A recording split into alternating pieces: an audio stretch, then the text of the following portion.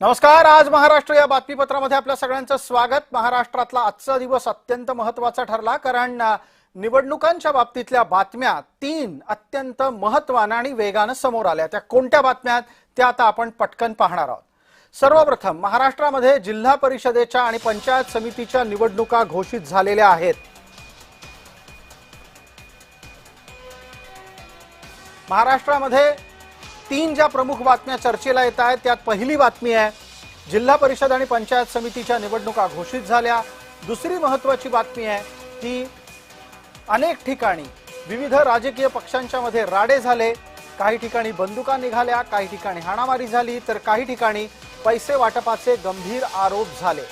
याच्याच बरोबर महाराष्ट्रातल्या 29 महानगरपालिकेतला प्रचार आज संपुष्टात आलेला आहे आणि यामुळे मतदानाच्या निमित्तानं जो लोकजागर या राजकीय पक्षांनी केला त्यात कोण आपलं मत कशा पद्धतीने देईल ते आता लवकरच ठरणार आहे। येत्या 15 तारखेला मतदान आहे आणि लगेचच दुसऱ्या दिवशी म्हणजे 16 तारखेला मतमोजणी होणार आहे।